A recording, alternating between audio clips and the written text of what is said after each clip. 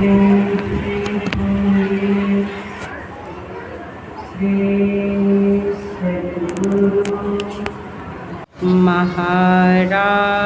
की जय।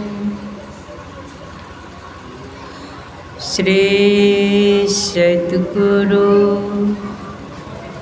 महाराज की जय। श्री सद्गुरु महाराज की जय।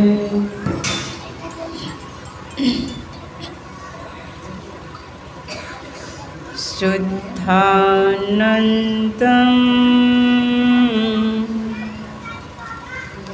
सहज शुभगं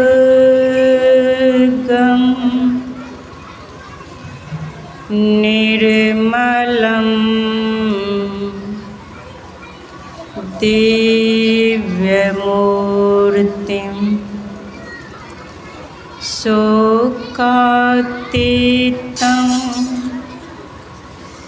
परं सरलं शिष्यवृन्दे रक्षयं नित्यं सत्यं कमलसदृशं त्रैगुणातीतभूतं देहातीतं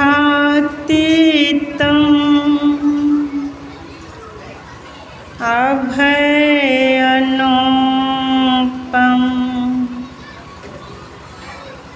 भूयो भूयो नमाम्यहम्।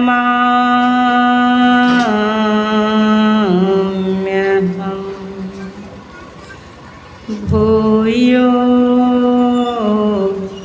भूयो नमाम्यहम्।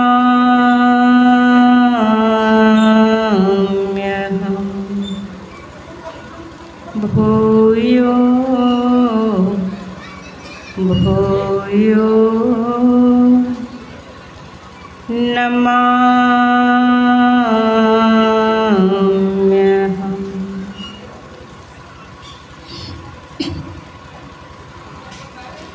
सम्मान्य साधु समाज, सत्संग प्रेमी सज्जन वृंद, धर्मशीला माताओं तथा भक्तिमती बहनों, प्यारे बच्चों,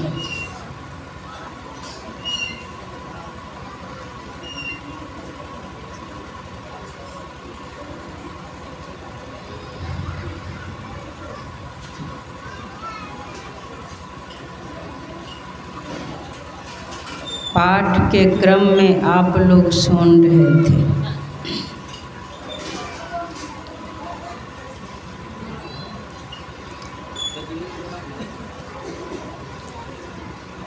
ब्रह्म पयोनिधि मंदर ज्ञान संत सुर आहे, कथा सुधा मथी काढ़ई भक्ति मधुरता जाही। कह रहे हैं ब्रह्म जो है क्षीर समुद्र है,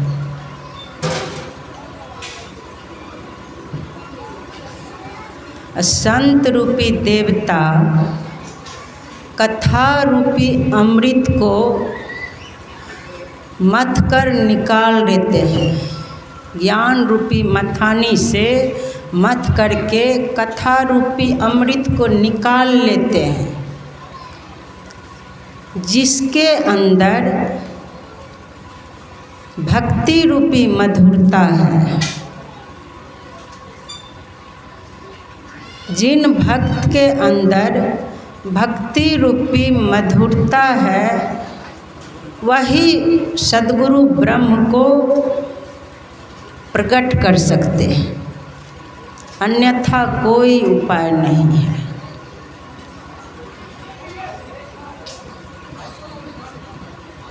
अभी बाबा बहुत बढ़िया भजन सुना रहे थे। जब हम जान लो गुरु मोर अयलन, कैलों में 16 सिंगार। तो इस 16 सिंगार के बारे में मैं विचार करने लगी। और भी कोई दूसरा बहुत तरह से 16 सिंगार और भी कोई अपना स्तर से बनाए होंगे, लेकिन मेरे अंदर आया, कोई संत लिख दिए हैं कि यम नियम में तो हो गया सोच, संतोष, तप, स्वाध्याय, ईश्वर प्रणिधान। सोच मतलब बाहर की सफाई भी, भीतर की भी सफाई। संतोष, संतोषी होना चाहिए। जो ब्रह्म को प्राप्त करना चाहते हैं संतोषी होना चाहिए। ये भी श्रृंगार ही माना जाए। तब मन और सभी इंद्रियों को बस में रखना ही तप है।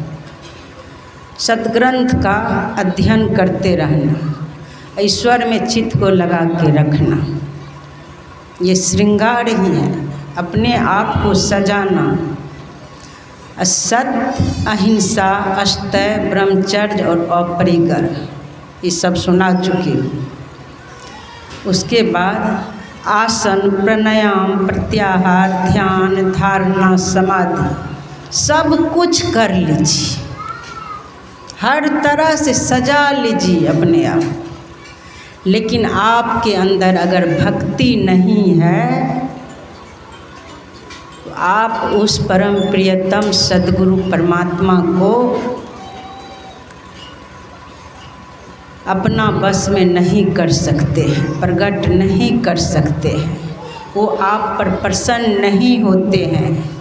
भगवान भी कहीं पर कहे हैं कि मैं भक्ति से प्रसन्न होता हूँ। किसी के ऊपर प्रसन्न होता हूँ तो ज्ञान वैराग्य से मैं उतना प्रसन्न नहीं होता हूँ, मैं भक्ति से प्रसन्न होता हूँ। देखिए गुरु महाराज लिखे हैं, बहुत कुछ लिख दिए। संत स्तुति, ईश स्तुति, ईश्वर की स्तुति, गुरु स्तुति, जो भी लिखा है पाठ में रोज़ गाते हैं। मैं तो भूल गई हूँ अब। तो ये सब जो लिख दिए हैं उसका अंत में कह दिए हैं,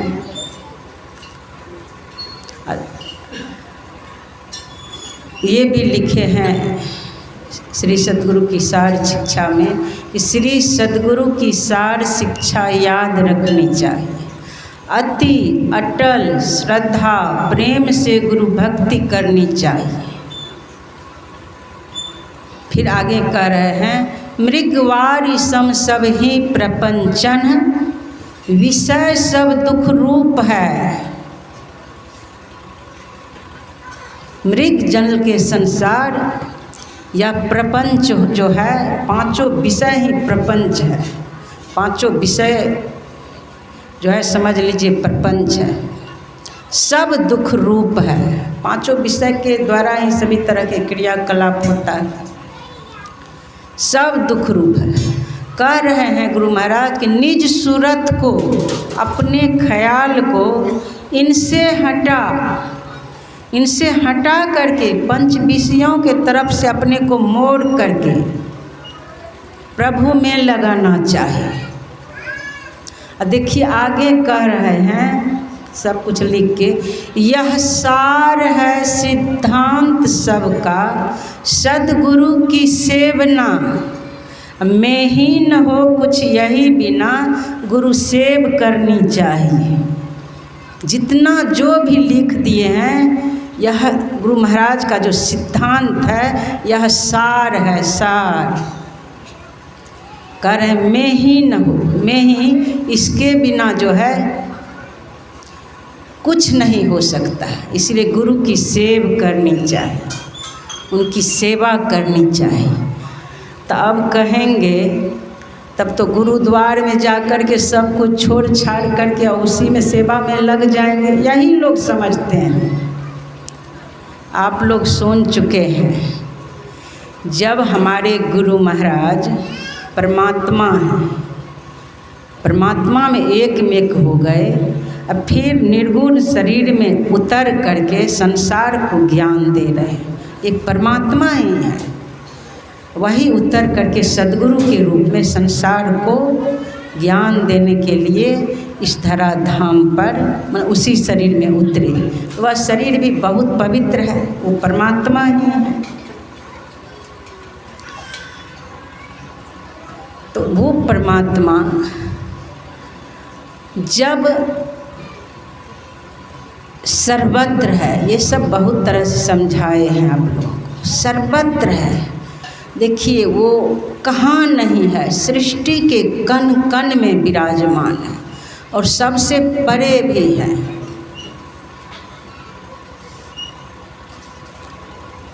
जब वो सर्वत्र हैं तो बताइए उसी परमात्मा के पूरे संसार भी है, तो धरती किसका है? सब जो पांचों तत्व को बनाए हैं वो किनका है?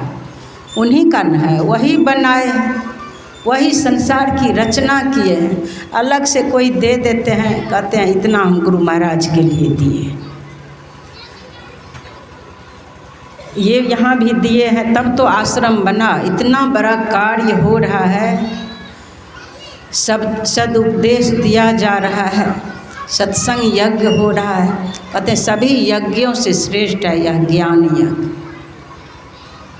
ऐसा यज्ञ हो रहा है। ऐसे ऐसे भगवान बुद्ध के समय में दान देने वाले थे, कोई कह दिए कि मैं यह ज़मीन जो है तब दूंगा, इसके जितना ज़मीन है एक तरफ से सोना बिछा दिया जाए तब ये ज़मीन मैं दे दूंगा। तो एक उनके शिष्य थे, तो वो एक तरफ से स्वर्ण मुद्राएं बिछाने लग गए कि भगवान बुद्ध का यह ज़मीन, भगवान बुद्ध के विहार के लिए यह ज़मीन हो जाए। तो यहाँ पर भी ऐसे एक सच्चे भक्त हैं, मैं उतना पूछ नहीं पाई। देखिए ये आश्रम है, मैं उनसे पूछी ये आश्रम का ही ज़मीन है ना आगे में? तो बोले नहीं, एक हैं वो भी बहुत अच्छे हैं, उन्हीं का ज़मीन है। तो मैं बोली कि वो उन्हीं का ज़मीन है तो कोई बात नहीं, इतना बड़ा कार्य यहाँ हो रहा है और संसार के लिए बेटा बेटी सब के लिए तो करते करते मर जाएंगे तो भी यश देने वाला नहीं है, उसका कभी नाम नहीं होगा, वो मर जाते हैं संसार में। लेकिन यहाँ पर जो वो ज़मीन दे देंगे उनका नाम अमर हो जाएगा, वो ज़रूर दे देंगे। वो जड़ बुद्धि के थोड़े होंगे, ज़रूर होंगे, सच्चे होंगे, सच्चे भक्त होंगे वो। तो ये सब जो है गुरु महाराज के लिए सेवा में लगा देना, तन को लगाना, मन को लगाना, धन को लगाना, तो ये भक्ति है। मैं ही न हो कुछ यही बिना गुरु सेव करनी चाहिए, इनकी सेवा है, इनकी सेवा है। अब देखिए ऐसे दरबार में अब गाड़ी वगैरह लोग रोड पर बड़ी परेशानी से आते हैं, अगर यहाँ पर वो चाहेंगे तो भरवा करके तुरंत क्लियर भी कर सकते हैं, वो क्या नहीं कर सकते हैं। वो उनके गुरु महाराज के प्रति अगर आगे बढ़े तो कई गुना उनको भी हो जाता है, वहाँ कमी रहता है। तो बहुत भक्त सब आकर के यहाँ गाड़ी लगा सकते हैं, सारी व्यवस्था हो सकती है, और उसके चलते थोड़ी सी परेशानी है, बहुत परेशानी है। तो यही तो सेवा है, भगवान की सेवा है, ये परमात्मा की सेवा है। तो कहते हैं कथा रूपी अमृत को संत रूपी देवता मथ करके निकाल लेते हैं, जिसमें भक्ति रूपी मधुरता है। जिसके अंदर भक्ति रूपी मधुरता आ जाए, अब वो भक्ति इधर सुन लिए 16 श्रृंगार करने पर भी नहीं आती है। वो भक्ति आएगी कैसे?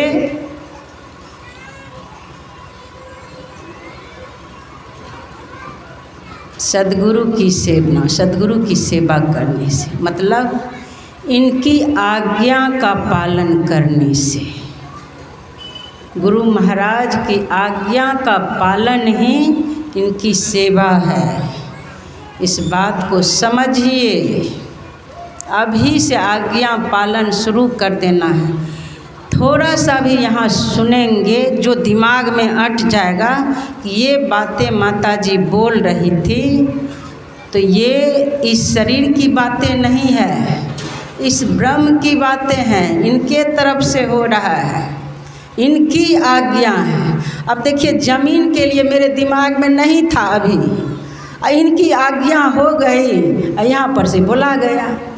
आगे में जो ज़मीन है यहाँ से इनकी आज्ञा है, क्योंकि ये अपने से तो बोलेंगे नहीं, किसी को पकड़ेंगे, किसी के मुख से ही न बोल सकते हैं। ये मुख भी उन्हीं का है। सातम सम मोहि मैं जग देखा, मोते अधिक संत करी लिखा। सब में भगवान कहते हैं मैं ही हूँ, लेकिन मुझसे अधिक संत करी लिखा, मुझसे अधिक संत को देख लो। इन्हीं के तरफ से हो गया। मैं तो जब गुरु महाराज की तरफ निहारी तो बस इनके तरफ से इस तरह के सुझाव मिलने लग गया कि बस इनकी आज्ञा का पालन हो। थोड़ा थोड़ा भी इनकी आज्ञा का पालन होने लग जाए तो उसी समय से काम बनना शुरू हो जाता है। दीक्षा मंत्र जो लिए हैं, जो नहीं लिए हैं ले लेना है, जो लिए हैं देखिए अनेकों शब्द है उसमें, उसको याद करना मुश्किल है, धीरे धीरे याद होता है, धीरे धीरे बाद में याद भी करना है। लेकिन कितना छोटा मंत्र है, जो मूर्ख भी हैं, पढ़े लिखे नहीं है, कुछ नहीं जानते, बस उस छोटा सा मंत्र को याद कर लीजिए। उसी छोटा सा मंत्र में ब्रह्म समाये हुए हैं, सकार से लेकर के निराकार तक। संसार की सारी संपदा, सब कुछ जो भी देख रहे हैं, परमात्मा के साकार रूप से लेकर के निराकार तक उसी छोटा सा मंत्र में समाया हुआ है। उस मंत्र को सिद्ध कर लीजिए। परमात्मा से लेकर के परमात्मा की सारी संपदा आपके मुट्ठी में है। उनकी आज्ञा है, गुरु जाप मानस ध्यान मानस कीजिए दृढ़ साध कर, इनका प्रथम अभ्यास कर श्रुति शुद्ध करनी चाहिए। उनकी आज्ञा है, वही कर रहे हैं। हरदम रटो कभी न हटो, तुझे छेड़ेगा न काल। आप रटने लग जाएंगे, काल का प्रकोप होता है। एक जगह की बात है, एक बालक पर शैतान का प्रकोप था, पूर्व से ही चल रहा था। इस जन्म में भी शैतान का प्रकोप, वो शैतान आने लगा था, वो ले करके ही छोड़ता, ले जाता उसको। लेकिन उसके माता पिता सब सत्संगी थे, उसके नाम पर मंत्र जाप करते रहते थे। बारंबार वो शैतान आकर के आते रहता था, ऐसा ऐसा आफत खड़ा कर देता था घर में, तो मंत्र जाप के बल से वो भाग जाता था। बारंबार ऐसा होता था।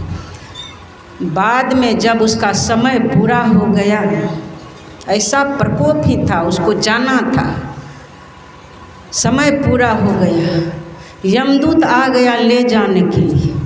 लेकिन माता पिता वो बच्चे भी दीक्षा ले लिया, इतना मंत्र जाप करने लग गया कि जब यमदूत आया तो उसके लिए वह मंत्र उस बच्चे के लिए रक्षा कवच बन गया।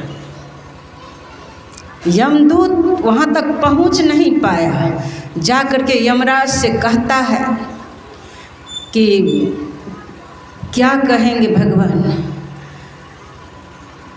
ऐसी शक्ति उस बच्चे के साथ है कि वहाँ तक मेरी पहुँच नहीं हो पाती है, मेरा सब शक्ति को नष्ट भ्रष्ट कर देता है। क्या करें। भगवान शिव से पूछते हैं जा कर के कि इस तरह से क्यों हो रहा है, आप संहार के देवता हैं, ऐसा क्यों हो रहा है। तब कहते हैं, भगवान शिव कहते हैं, तुम हिम्मत कैसे किया। जो भक्त इस तरह से मंत्र जाप करता है, जो भक्त सद्गुरु से दीक्षा प्राप्त कर लिया है और इतना मंत्र जाप हो रहा है उसके नाम पर, वो बच्चे भी कर रहा है, तो तुम हिम्मत नहीं करना वहाँ पहुँचने का, नहीं तो तुम्हारा ही संहार हो जाएगा। तो सोचिए, तो मंत्र में इतनी शक्ति है। मंत्र जैसे सिद्ध करेंगे, हरदम रटो कभी न हटो, रटते रहेंगे, सदा लगे रहेंगे, तो किसी तरह के काल का प्रकोप आएगा, विघ्न बाधा प्रकट होगी। पूर्व जन्म का किया हुआ जो है वो प्रकट होते रहता है, आते रहता है।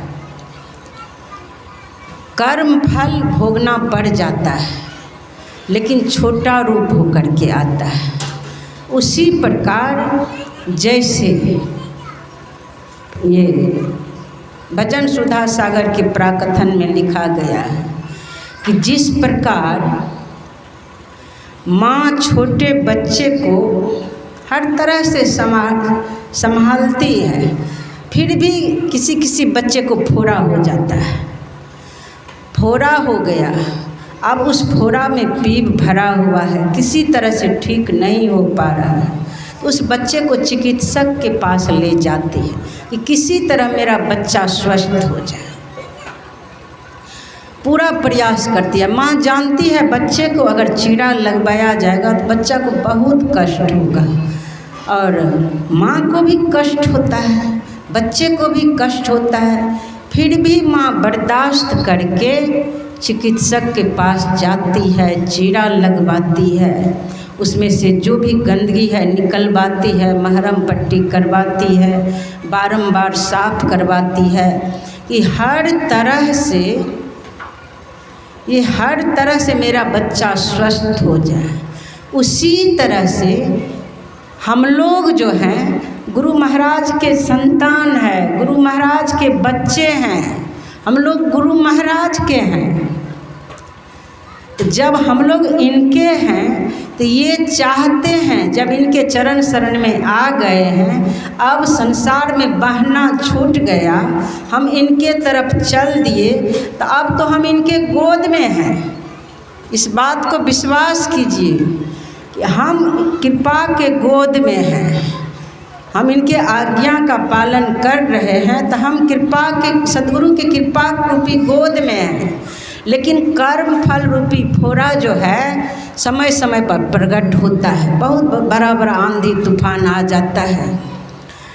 तो गुरु महाराज चाहते हैं जन्म जन्म से जो इनके अंदर गंदगी है, कर्म फल रूपी पीप अंदर में भरा हुआ है, फोड़ा बन करके बड़ा बड़ा प्रकोप ला करके प्रकट कर देते हैं, और वो हर तरह से चाहते हैं कि ये फोड़ा से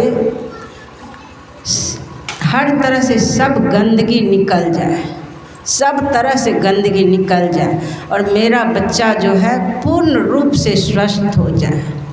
और इनके ऊपर जो भार है, सारा भार अब उतर जाए, ये बिल्कुल हल्का हो जाए, ये अब अपने को मेरे चरण शरण में सौंप दे, ये बिल्कुल हल्का हो करके रहे, अब मैं सारा भार इसका उठा लूँ। बस ये कर्तव्य कर्म करते रहे। कर्तव्य कर्म के बारे में भी आप लोग सुने, आज अंतिम है इसलिए सब तरह से थोड़ा थोड़ा सुना देते हैं। कर्तव्य कर्म के बारे में आप सुने कि जिसके अंदर भक्ति आ जाती है तो वो क्या करते हैं, सभी चाहनाओं को छोड़कर जैसे ही भक्ति आती है, सभी चाहनाओं को छोड़कर अपना कर्तव्य समझकर अब प्रेम से जो कर्म होने लग जाता है वही भक्ति है। आप देखिए, भजन कर रहे हैं, आसक्ति रख कर के घर परिवार में माता के सेवा कर रहे हैं। उस दिन मैं बोली थी कि बूढ़े बाबा बूढ़ी माँ को जगह जगह आजकल पेंशन मिलता है, मिल रहा है, उस पर भी ध्यान लगाए रहते हैं कि किसी तरह से वो सेवा भी करते हैं कि हमको उसके बदले में मिले कुछ। अब देखिए, बुढ़ापा शरीर है, वो पैसे भी है तो उन्हीं के शरीर में लगाइए, स्वस्थ बने रहेंगे, और परिश्रम करके कुछ और खर्च कीजिए कि वो स्वस्थ बने रहें। यदि आप भजन करते तो आपके अंदर ये नहीं रहता कि बूढ़े बाबा से ले लें, बूढ़ी माँ से ले लें, लालच आपके अंदर नहीं रहता। आप चाहनाओं को छोड़ करके उनकी सेवा करते। 2-3 दिन परिश्रम करेंगे तो उतना पैसा महीना में जो उनको मिलता है उतने पैसे तुरंत आपको हो जाएगा, परिश्रम की कमाई। और अपने परिश्रम से और उनको उनकी सेवा में लगाइए, जो चीज़ की ज़रूरी हो उनकी सेवा में लगाइए। आपकी धर्म पत्नी को क्या ज़रूरी है, पति को क्या ज़रूरी है, मतलब एक दूसरे के लिए जीवन जीना है। घर से सत्संगी को ये नहीं कहते हैं, बारंबार सुनाती हूँ, गुरु महाराज ये नहीं कहते हैं कि घर छोड़ छाड़ करके भाग जाओ, माया को छोड़ो। माया कहाँ पर है, क्या है माया? जब सुनते हैं भगवान कह रहे हैं सातम सम वही मैं जग देखा, जब सत्संगी बन गए हैं सब में मेरा ही रूप देखना, वो कह रहे हैं मेरा ही रूप देखना, तो फिर कहाँ जाएंगे माया से भाग करके? जिस शरीर से आप भागेंगे वो शरीर भी माया है। बताइए, इस शरीर में ऐसे ऐसे दुर्दांत राक्षस है, ये भी तो साथे जाएगा। काम, क्रोध, लोभ, मोह, मद, मात्सर्य, ऐसे ऐसे राक्षस हैं, ऐसी ऐसी राक्षसियाँ हैं कि जहाँ भी पहुँचेंगे पंच पाप कराते रहेगा। कहाँ जाएंगे भाग करके? घर परिवार में अगर आप शांति से रहेंगे, सब में गुरु महाराज के ही रूप को देखेंगे। हमारे बच्चे हैं, इसमें भी मेरे प्रभु है, वास्तव में वही है। जब भजन करने लग जाएंगे, ध्यान करने लग जाएंगे, जैसे जैसे आपके अंदर भक्ति आएगी। ये भी सुना चुकी हूँ आप लोगों को कि मानस जाप, मानस ध्यान के द्वारा, आज कल से आज तक में 25-30 दीक्षा में बैठे हैं, फिर से सुन लो। मानस जाप, मानस ध्यान के द्वारा संसार के नाम रूप से सिमटाव होता है। अब पुकारना है किधर देखते हुए गुरु महाराज को, किधर देखते हुए? 10 दिशाओं को छोड़ करके, 10 दिशाओं को, आगे पीछे बाएं दाएं, इसके चारों कोना ऊपर नीचे, 10 दिशाओं को छोड़कर जहाँ 10वां द्वार है उस तरफ देखते हुए, उधर ही गुरु महाराज है, वहीं पर दीक्षा के समय में स्थापित किया गया है। उधर देखते हुए, शुरू में देखा नहीं जाएगा, लेकिन ख्याल को उधर रखना है। उधर देख करके पुकारते रहेंगे। पुकार करते करते जैसे जैसे मन निर्मल होते जाएगा, वैसे वैसे संसार के नाम रूप से सिमटते जाएंगे। जैसे जैसे मंत्र जाप होगा, जितनी बार गुरु महाराज के रूप का स्मरण कर करके पुकार करेंगे, उतना सिमटा होगा। सोचिए, यह जो संसार है इसका पसार कितना दूर तक है। आदि न अंत जाको, और न छोर है, न और है, आदि है न अंत है, कहाँ तक है ध्यान में दिखेगा, कहीं आदि अंत नहीं है। सोचिए, उतना जितना मसाला से शरीर बना है उतना से ही संसार। सोचिए, फिर उसको समेटना है, उस तरह से मन भी फैला हुआ है। समेट जितनी बार आप मंत्र जाप करेंगे उतना आप सिमटाव में आ रहे हैं। सिमटाव में आते आते आते आते किनारे पर आ जाएंगे। और जैसे ही किनारे पर आएंगे, तो किनारे पर कहाँ आएंगे?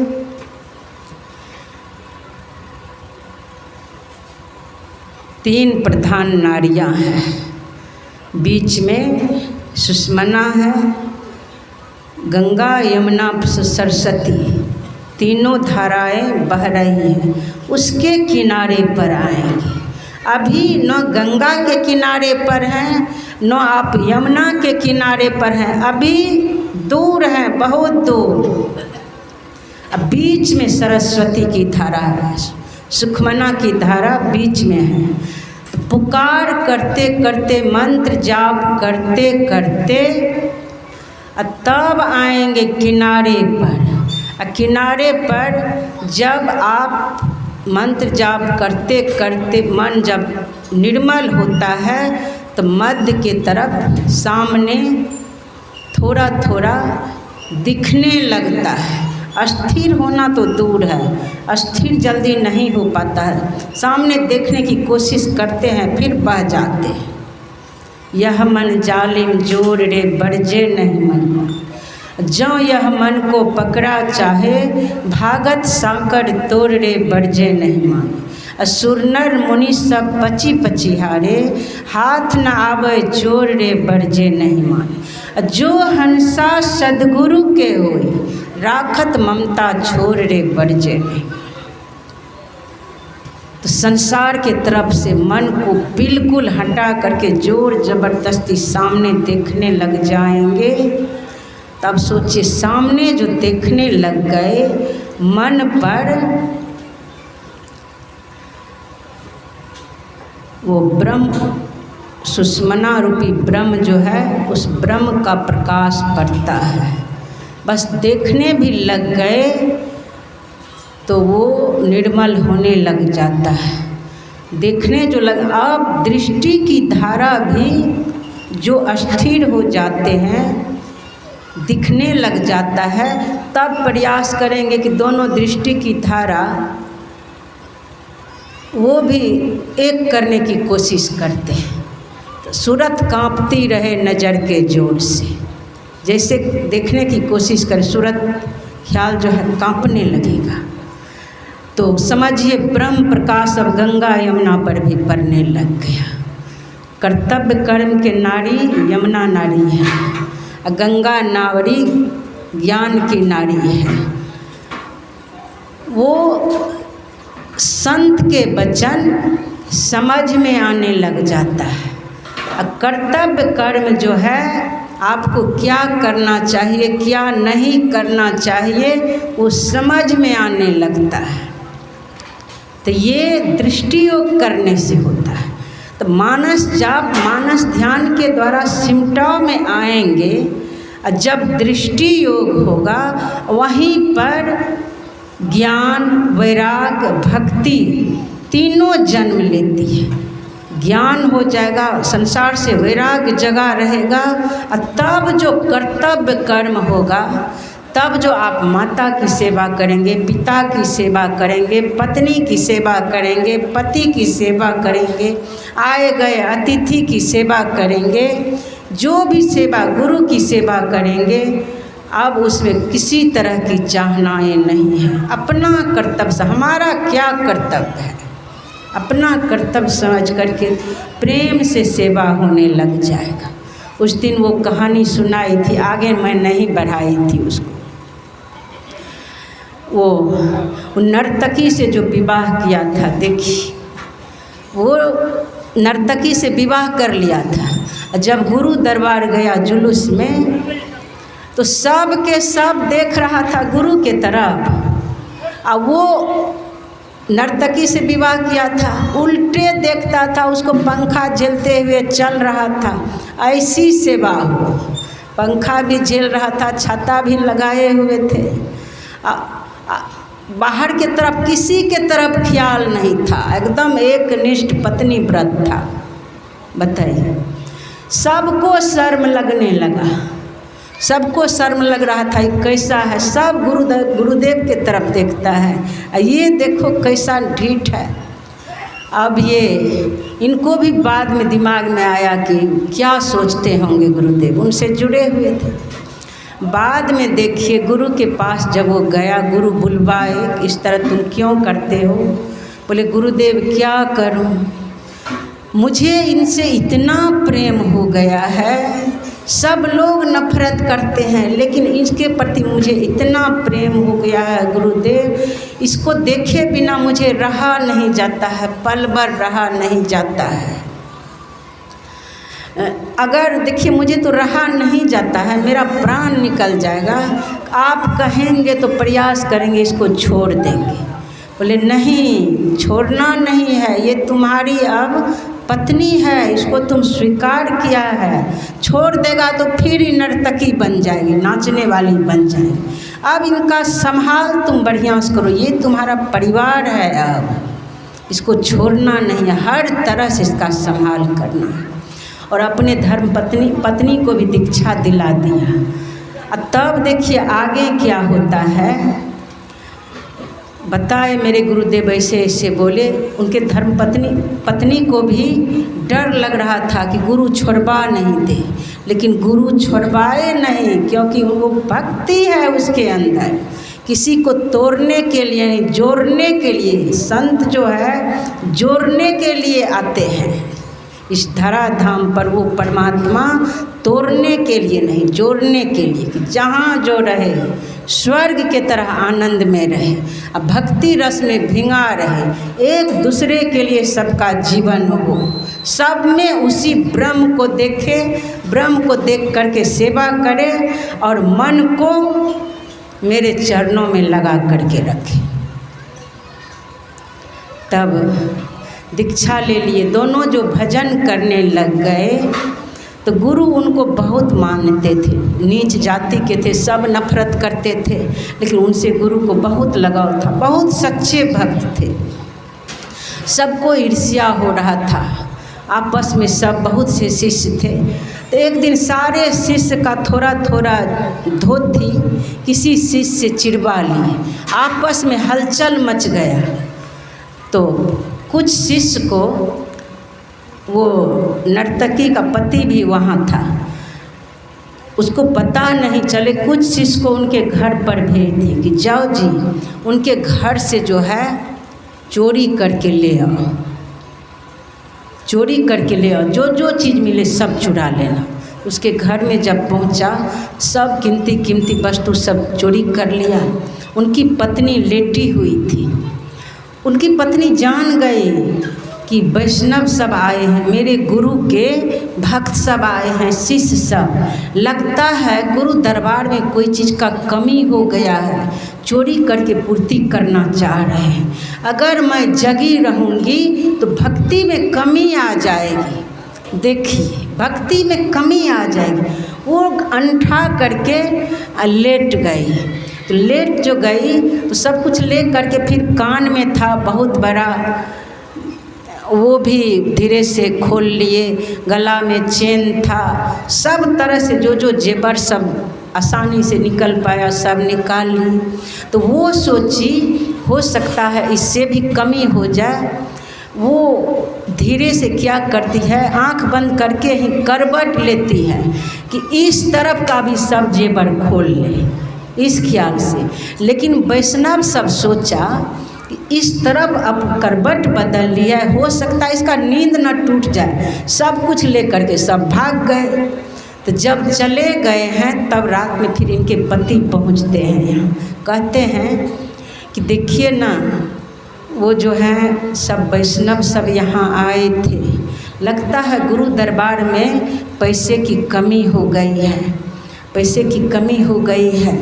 मैं तो करवट बदली थी कि इस तरफ का भी सब जेवर ले ले, लेकिन वो लोग लगता है डर से, उनको डर हो गया, इसीलिए छोड़ छाड़ के भाग गए। स्वामी मुझसे बहुत अपराध हो गया है, बहुत अपराध हो गया है।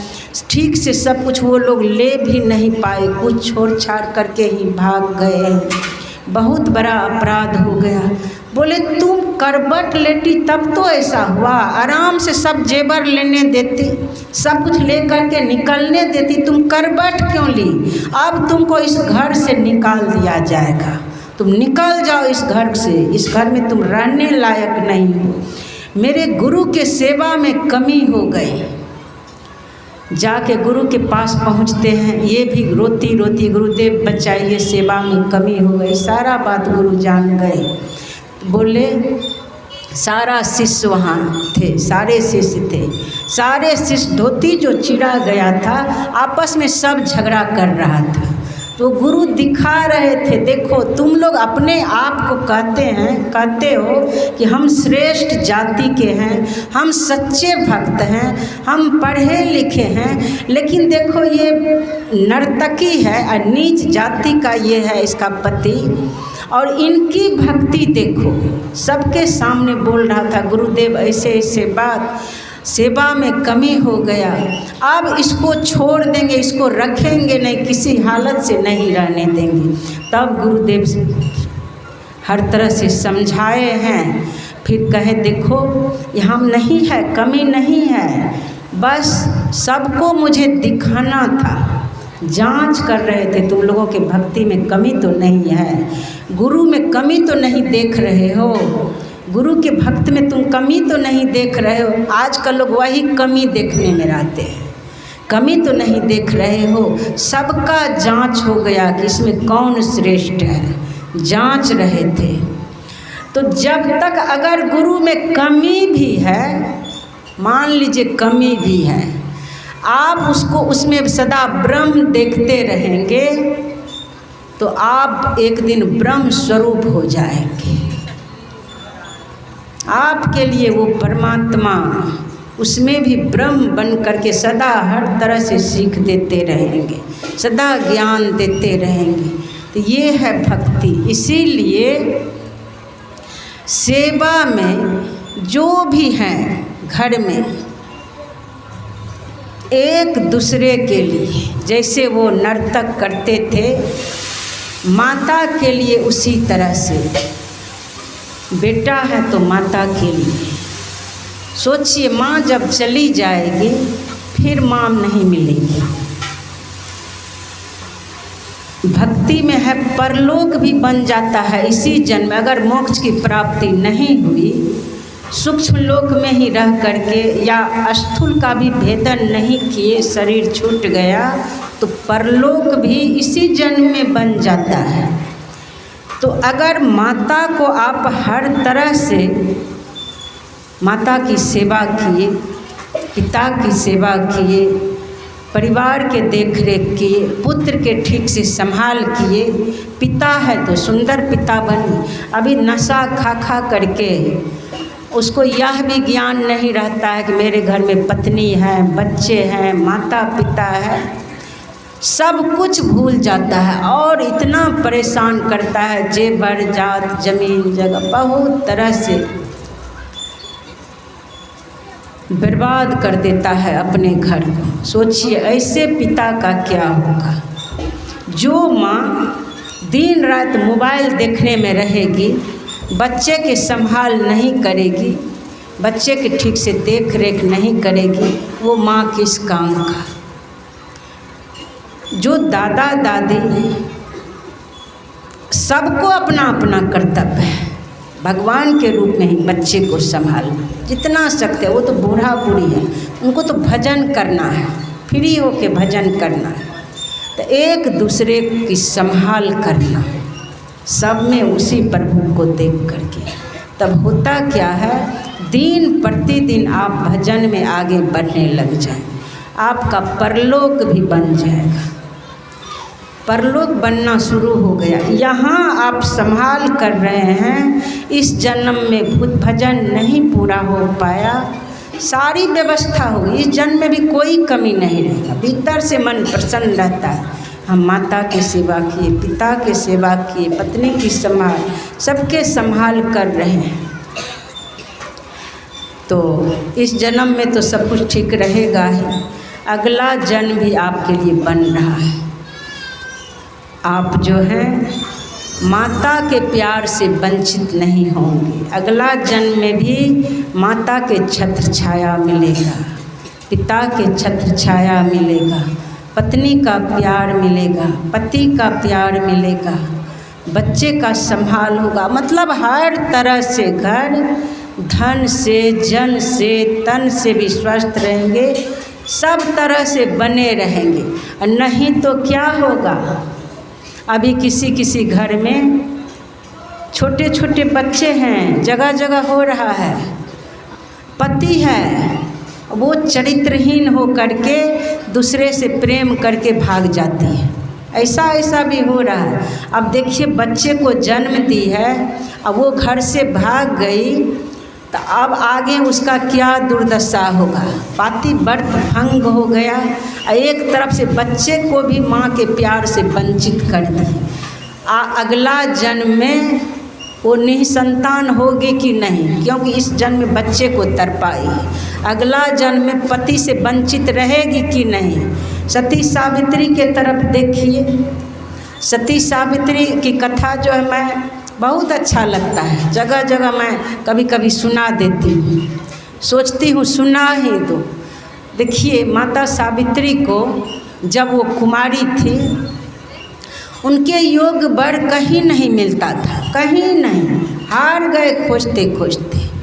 फिर अपने से बोले उनके पिता कि देखो जाके, तो जंगल में लकड़हारा को देख के पसंद कर ली, मन से ही वरण कर दी। फिर नारद मुनि भी आए, देखते हैं अरे ये तो लकड़हारा को वरण की है, ये लकड़हारा जो है 1 साल की ही आयु है, ऐसे को वरण की है मन से कि 1 साल ही आयु है, ये तो फिर बाद में विधवा हो जाएगी। फिर नारद मुनि से कहती है कि वो मर के कहाँ जाएंगे, मृत्यु क्या है। बहुत तरह से प्रश्न उत्तर की है, तब वो दीक्षा भी ले ली है। दीक्षा लेके देखिए 1 साल ही आयु है, वो विवाह भी कर ली है। गुस्से में उनके माता पिता उनको कुछ नहीं दिए, कुछ नहीं दिए हैं, लकड़हारा के पास चली गई है। दीक्षा लेकर के वो इस तरह से भजन कर रही है, रात में जग जग के भजन कर रही है। अब भजन का बल देखिए, भजन जो की है उसका फल देखिए, इतना सुंदर हो गया।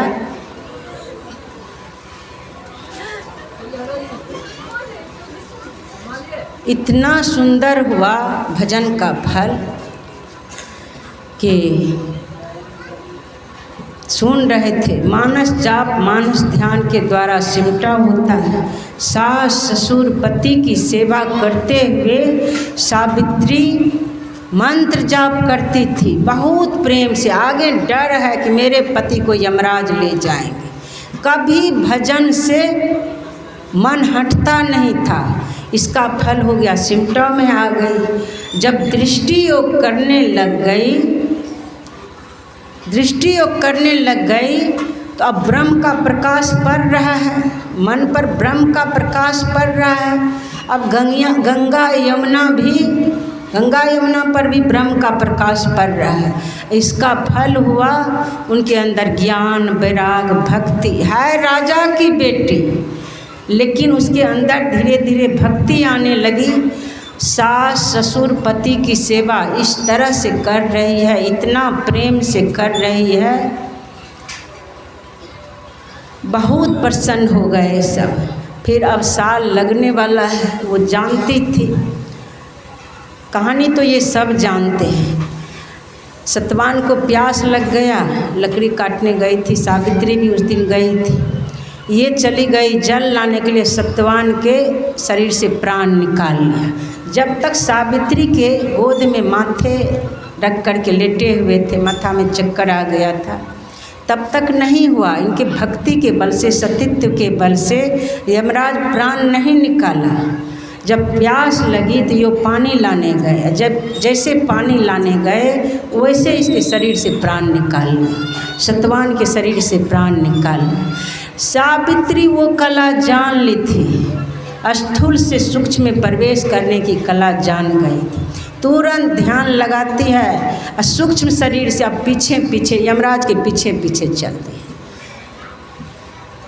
बहुत समझाए यमराज, तुम चले जाओ, तुम्हारा आयु पूरा नहीं हुआ है, तुम मत आओ यहाँ। लेकिन बोले मेरे पति को लेके जा रहे हैं, मैं कैसे चली जाऊँ, मेरे पति को छोड़ दीजिए तब मैं जाऊँ।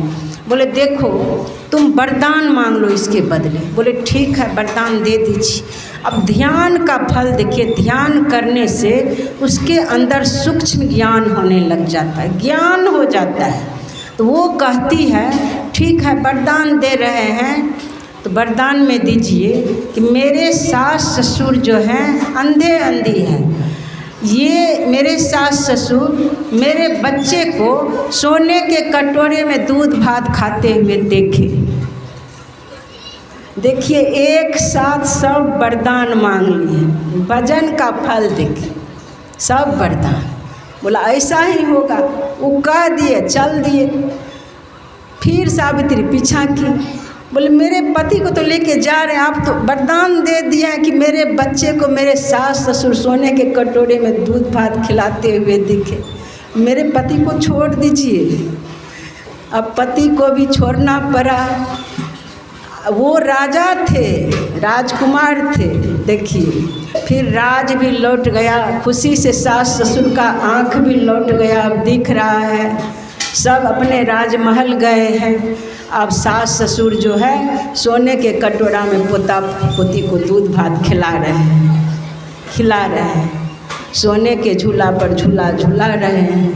तो देखिए भजन का फल, ये बिल्कुल सत्य है। अभी जो मैं आप लोगों के सामने बोल रही हूँ, एक दिन ऐसी स्थिति थी मेरी, क्या कहा जाए। आप लोग जितने अच्छे हैं, शायद थोड़ा सा भी आपके तरह थोड़ा सा भी पुण्य नहीं था मेरे पास, थोड़ा सा भी पुण्य नहीं था, इतना पुण्यहीन थी। ऐसा मेरे साथ हुआ था, बगल में माता पिता आए थे, बहुत सामान वगैरह लेके तड़प रहे थे माता पिता, किसी तरह मेरी बेटी आ जाए। कुर्धा घाट में जो सत्संग हुआ था अखिल भारतीय, मेरी बेटी को भी आने दे, चिट्ठी भी भेजे थे, उस समय चिट्ठी चलता था, लेकिन किसी भी हालत से मुझे नहीं जाने दिए, नहीं जाने दिए। सोचिए उसके अनुसार आप लोगों के पुण्य प्रकाष्ठा पर है जो सब के सब आ गए। अब मैं कैसी थी, बिल्कुल कैद थी, घर में कैद थी। सत्संग करना मेरे लिए दुर्लभ था। ध्यान में जब बैठती थी बहुत तरह के विघ्न बाधाएं प्रकट हो जाता था। ध्यान से इतना एलर्जी था घर वाले को। सोचिए डर डर के ध्यान करते थे, छिप करके ध्यान करते थे, डर के जो ध्यान करते थे, भीतर से उस प्रियतम के लिए, सद्गुरु प्रियतम के लिए इतना तड़प होता था कि लगता था और अब प्राण निकल जाएगा उनके बिना। रात में छिप करके जग करके ध्यान करती थी। इसीलिए कहते हैं जिससे प्रेम हो जाए या जिस पर पहरा लगता है उसका प्रेम और बढ़ता है, और प्रेम बढ़ता है। और जो पहरा लगता था कि ये ध्यान नहीं करे, ध्यान करने से हम लोगों को क्या मिलेगा, तो और प्रेम इनके प्रति उमड़ने लगा। उसी का फल है जो प्रेम पंथ अति ही सुगम लिखा गया है। उसमें एक कविता है, कामी बरसे कामिनी गरजे, वर्षा होते रहता था, ऐसा ऐसा आफत आया और उस घर से निकल पाना मेरे लिए मुश्किल था। और सोचिए इस तरह से कैद थी, साधारण काम था कि मैं उस घर से निकल जाती, क्या नहीं हो जाता। और सोचिए आराम से गुरु महाराज निकाल लिए, आराम से निकाल लिए। एक दिन स्वप्न में देखे उनको, मैं बाबूजी ही सबको समझाने के लिए बोलती हूँ कि पूरे गांव के पंचायती बैठ गए हैं। मैं जब आश्रम आई तो तो वो भी दुखी थे। सब कहते थे कि इस तरह से क्यों चली गई। बहुत तरह के बात हुआ। तो वो स्वप्न में देखे चारों तरफ के लोग पंच आए हैं और कह रहे हैं कि तुम्हारी पत्नी अगर गुरु के भक्ति करती है तो कहो इस बीच सभा में गुरु महाराज को प्रकट करें, तब समझेंगे कि तुम्हारी पत्नी जो है भक्तिन है, गुरु महाराज के भक्त हैं। नहीं तो क्या विश्वास है, कौन जानेगा तुम्हारी पत्नी भजन करती है, कहो प्रकट करेगी। जैसे कहे, अब तो ये मुंह सिर को नीचा करके खड़े थे, सब जो मन होता था कह रहे थे इनको। और इस तरह के माहौल मेरे रहते हुए हुआ भी था, पंच बैठा भी था। बाद में फिर स्वप्न में देखते हैं तो गुरु महाराज क्या करते हैं, ये स्वप्न में देखे कि तुरंत गुरु महाराज बीच सभा में प्रकट हो गए और वहीं पर मेरे हाथ को पकड़ लिए गुरु महाराज और सीधे चल दिए। सब देखते ही रह गए। तो यहाँ से मुझे फ़ोन किए, मैं आश्रम में थी, कि देखो ना इस तरह के स्वप्न देखे कि तुम बीच सभा में हो, गुरु महाराज प्रकट हो गए और तुमको हाथ पकड़ के लेके गुरु महाराज चल दिए। इस तरह के स्वप्न देखिए और वो भीतर से ठोस हो गए। वैसा माहौल गुरु महाराज बना दिए, वैसा माहौल बना दिए। जब आप भजन में आगे बढ़ेंगे, आपका परिवार, आपके परिवार का संभाल कैसे होगा, कैसे आपसे गुरु महाराज सेवा लेंगे, गुरु महाराज को आपसे क्या कराना है, आप इनके चरणों में अपने को सौंप देंगे तो सर्वश्रेष्ठ कार्य आपसे गुरु महाराज करा लेंगे और सारे बंधनों से भी छुड़ा देंगे। जब इनके आप गुलाम बन जाएंगे, इनके दास बन जाएंगे। दास का मतलब क्या होता है? दास बन जाना, आज्ञा का पालन करना, गुलाम बन जाना। अब मेरा कुछ नहीं है, इनके गुलाम है। दिन कहेंगे बैठो तो बैठेंगे, उठो तो उठेंगे। दिन को कहेंगे रात है तो कहेंगे हाँ रात है, रात को कहेंगे दिन है तो हाँ दिन है। ऐसा होता है गुलाम। इस तरह से जब गुरु महाराज के गुलाम बन जाएंगे तो समझ लीजिए भक्ति रस से आप सराबोर हो जाएंगे। समय हो गया, फिर अभी ध्यान होगा, इसीलिए समय बहुत हो गया है। मैं यहीं पर वाणी को विराम देती हूँ। श्री सद्गुरु महाराज की जय।